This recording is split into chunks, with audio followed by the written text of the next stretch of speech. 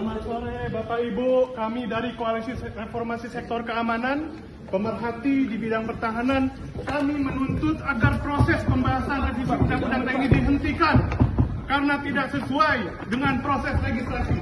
Ini diadakan tertutup Bapak Ibu. Woi, Anda mendorong.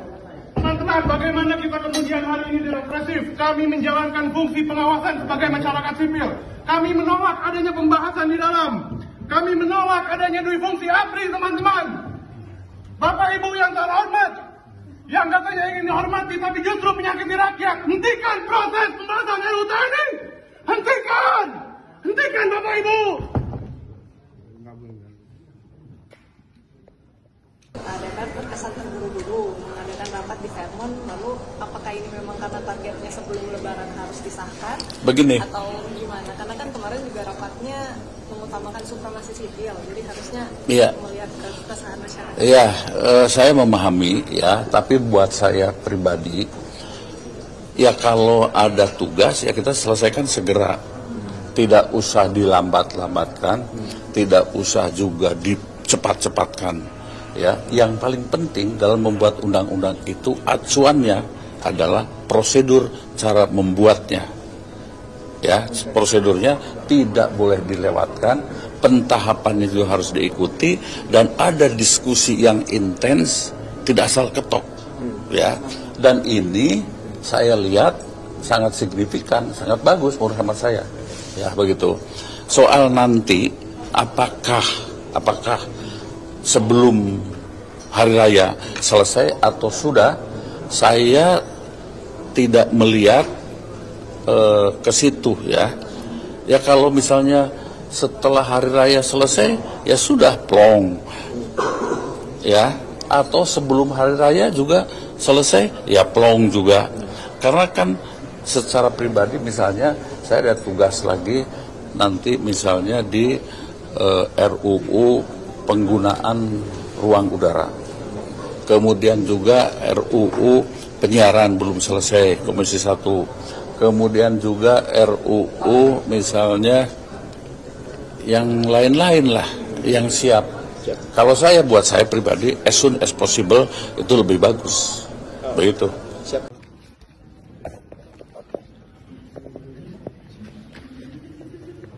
Selamat sore Bapak Ibu, kami dari Koalisi Reformasi Sektor Keamanan, pemerhati di bidang pertahanan, kami menuntut agar proses pembahasan revisi Undang-Undang TNI dihentikan karena tidak sesuai dengan proses legislasi. Ini diadakan tertutup Bapak Ibu. Woi, Anda mendorong. Teman-teman, bagaimana kita kemudian hari ini represif? Kami menjalankan fungsi pengawasan sebagai masyarakat sipil. Kami menolak adanya pembahasan di dalam. Kami menolak adanya dui fungsi APRI, teman-teman. Bapak Ibu yang terhormat, yang katanya ingin dihormati tapi justru menyakiti rakyat, hentikan proses pembahasan RUU TNI. Hentikan! Hentikan Bapak Ibu! Dan memang benar, sumber dari korupsi di Indonesia, sumber masalah kita di dua lembaga ini. Presidensi, Istana, dan DPR. Nah itu yang menjadi persoalan kita. Instrumen untuk mengatakan pemimpin itu tidak amanah mudah. Kalau dia dipilih dengan cara curang, menghalalkan segala cara, melakukan money politik, pasti tidak amanah. Sekarang saja dui fungsi TNI itu sudah diterobos dengan praktik-praktik yang kita tidak, praktik-praktik ala Erick Thohir. Kan Erick Thohir yang kemudian membuka keran bagi TNI Polri aktif karena dia ingin cari nama pada waktu 2024 kemarin untuk cari calon presiden. Dia kasih jabatan-jabatan tertentu untuk TNI dan Polri, termasuk juga ormas-ormas Islam, ya kan? Sampai dia pun ikut anggota ormas Islam tersebut, ya kan?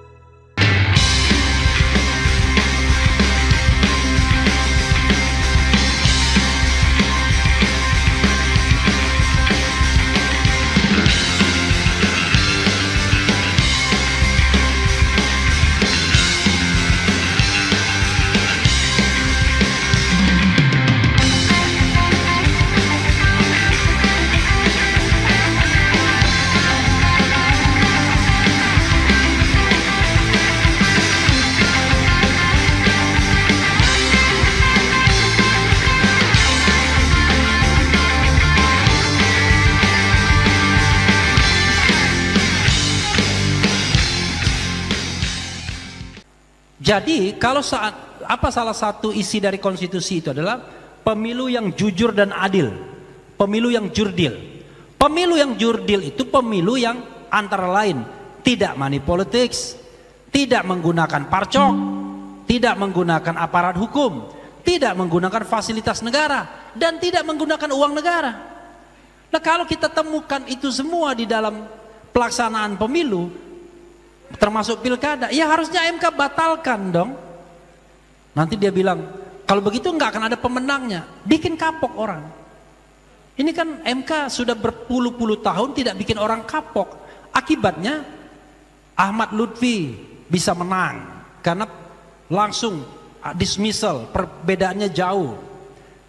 Bobi Nasution menang, perbedaannya jauh. Padahal orang yakin itu menggunakan fasilitas negara, menggunakan kekuasaan negara untuk menang. Tapi dibahas saja di MK enggak, bayangkan.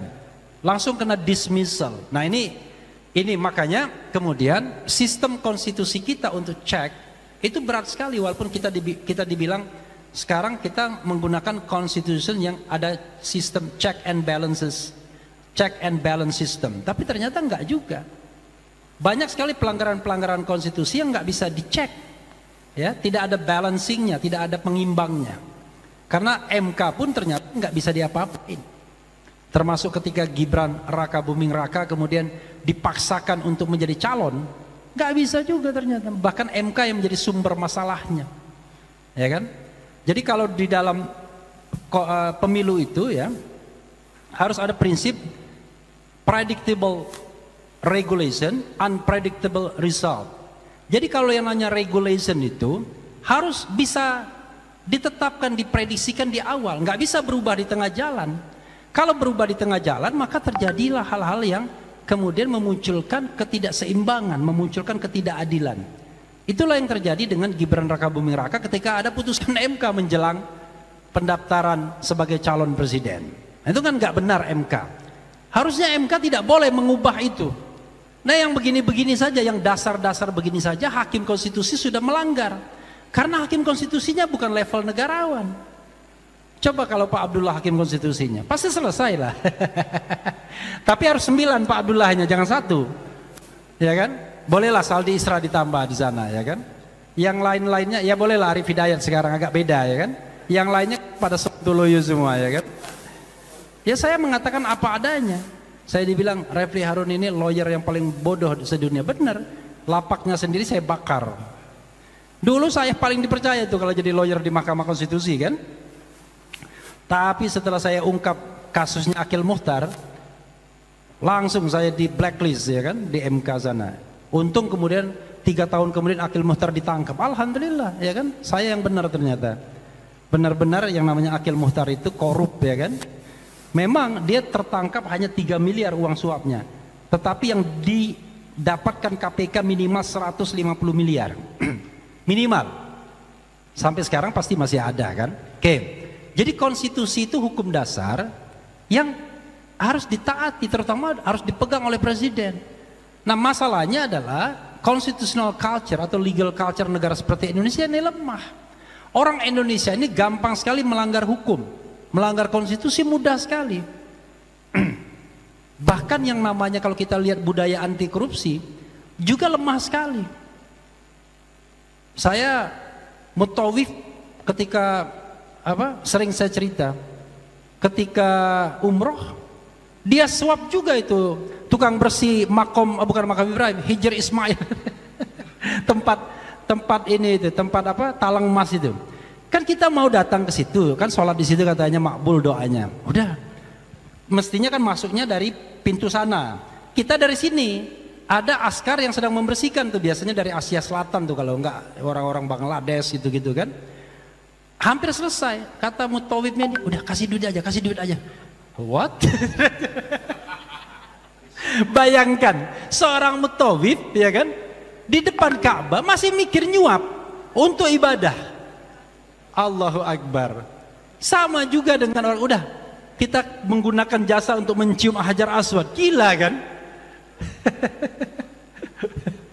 Jadi, nah saya merasa mereka bukan orang jahat tuh Pak Abdullah kalau yang begitu. Ini orang yang tidak terdidik, sama dengan tidak terdidiknya kita dalam dua hal. Ya, ini terutama ibu-ibu yang pakai jilbab. Kadang-kadang saya merasa miris, yaitu buang sampah pada tempatnya dan antri. Itu kalau saya lihat, kalau ada acara-acara pengajian apa, paling nggak bisa ngantri biasanya. Dan biasanya kotor sampahnya. Coba bisa nggak dua hal itu? Kalau kita betul-betul seorang muslim, ya kan? Mau antri nggak bisa, buang sampah sembarangan, kan kacau sekali. Coba lihat tuh kebersihan daripada sebagian daripada imam, ya, daripada iman. Kita lihat tuh kantor Mas Sumi ini bersih nggak?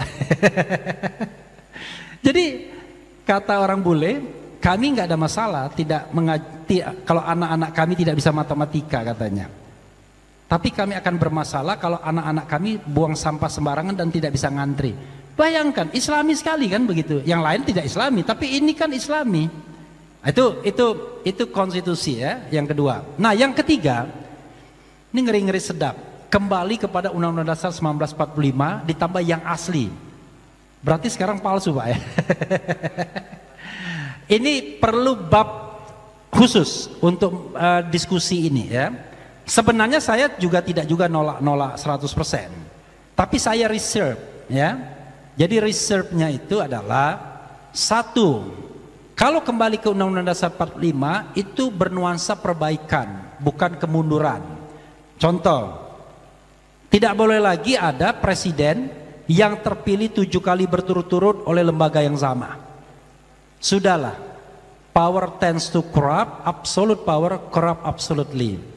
Tapi zaman khalifah enggak, lain. Khalifah langsung dididik dan digembleng oleh Rasulullah.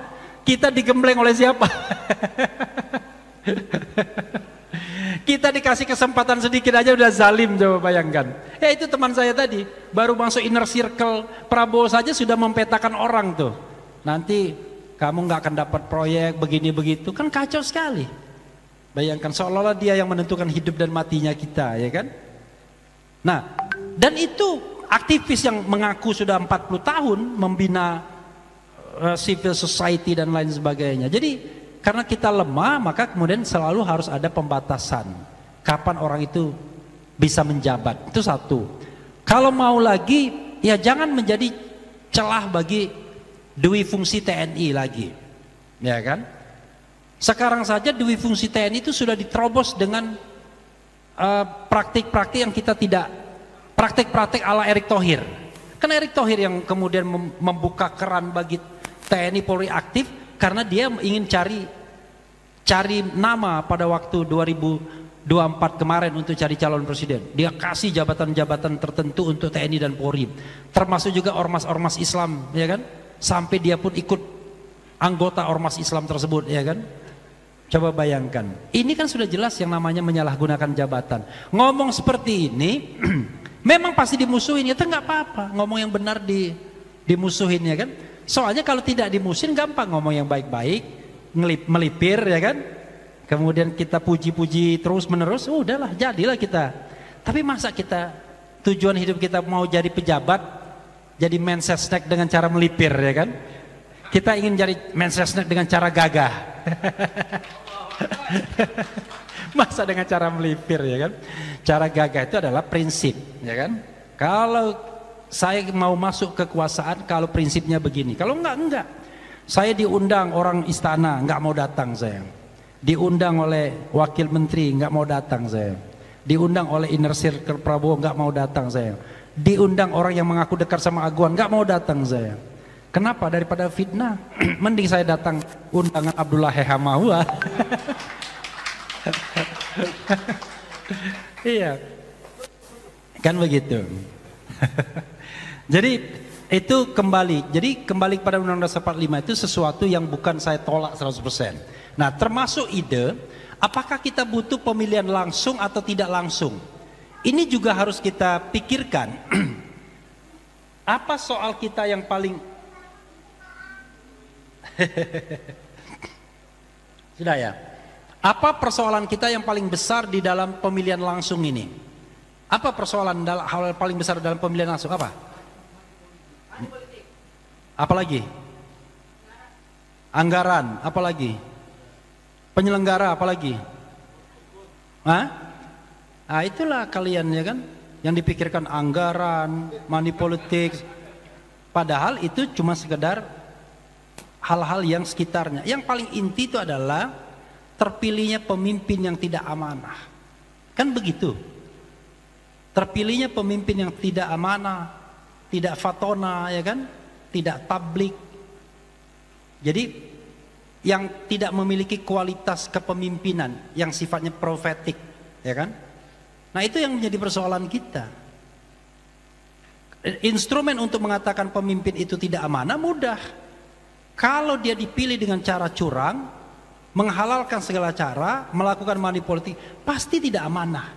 How come? Orang amanah yang merebut kepemimpinan seperti itu. Karena itu udahlah, omong-omong soal Prabowo selesai sebenarnya. Cuma karena saya diskusi sama Pak Abdullah, udahlah kita kasih garis demarkasinya. Tapi kalau saya pribadi gak bisa dipercaya, gak bisa diharapkan. Omong-omong aja sebenarnya. Pengangkatan Mayor Teddy itu sudah menjadi satu indikasi. Jadi kayak urusan keluarga jadinya. Kan ini merusak sistem birokrasi. Gimana orang birokrasi itu nggak tertekan, nggak marah? Ketika diprotes, oh dia bukan setingkat menteri, dia cuma eselon 2. Eselon 2 di sekretariat kabinet yang kemudian dilebur ke Setnek. Gara-gara itu eselon 1 disekap terpaksa nganggur. Karena Teddy-nya cuma eselon 2, kan nganggur dia jadinya. Teddy-nya eselon 2, tapi walaupun eselon 2 hanya satu-satunya eselon 2 yang kalau duduk di depan ada acara, ada tamu negara, dia di samping Prabowo. Ini eselon 2 atau eselon 0 sebenarnya? Lebih daripada eselon 1. Saya tidak cemburu. Yang saya katakan adalah kita ini berbirokrasi, bertata negara, ya kan? Ini kan bukan soal the right man on the right place atau the right person on the right place. Ini enggak, the right position, ya kan, on the right place. Kalau posisinya eselon 2, ya Anda nggak bisa. Tetapi kan urusan dengan Mayor Teddy itu urusan personal. Ketika seorang pemimpin membawa private interest dia ke dalam public interest, nggak bisa kita percaya. Udah pasti nggak bisa dipercaya. Makanya berat jadi pemimpin itu. Berat jadi pejabat. Enak nggak jadi pejabat kan? Kalau nggak jadi pejabat kita nggak sempurna nggak apa-apa. Tapi kalau jadi pejabat harus sempurna. Makanya Pak Abdullah Yahamahwa pernah jadi pejabat karena dia udah sempurna dia. Pernah jadi anggota KPKPN, pernah jadi penasihat KPK, dan itu semua di era pemerintahan sebelum Mulyono. Kalau pada era Mulyono, aku yakin saya nggak akan terpilih. Dan ternyata betul, ketika mencalonkan diri sebagai calon pimpinan KPK nggak terpilih. Pada masa, memang sih pada masa SBY terakhir, tapi sudah tahu nih bau-bau bagaimana memperjuangkan kepentingan-kepentingan yang sifatnya koruptif. Dan memang benar, sumber dari korupsi di Indonesia, sumber masalah kita di dua lembaga ini, presidensi, istana, dan DPR.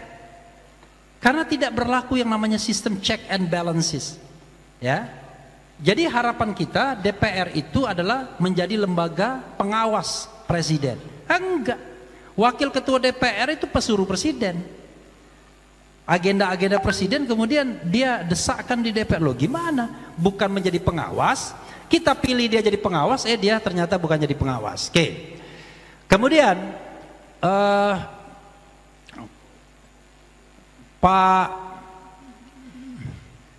Pak Tamsil kapan datangnya? Belum datang Pak Tamsil ya, udah datang dia. Dan terakhir ya, saya berharap bahwa di antara kita mulai berpikir tentang sesuatu yang out of the box. Rasanya kalau kita pakai inbox ya, mungkin nggak bisa lagi Pak Abdullah ya. Walaupun pemerintahan ini baru 100 hari, jadi out of the box. Tapi saya kira kita juga harus menyiapkan diri sebagai generasi-generasi yang tidak mudah terbeli. Kalau mudah terbeli susah sekali kita. Begitu kita mendapatkan kesempatan untuk menjabat, wah kita lebih rakus daripada orang yang sebelumnya kita kritik. Dan itu terjadi, it happened many times. Jadi ketika misalnya dulu geng Gus Dur datang ke istana, banyak sekali orang menganggap mereka rakus, ya kan?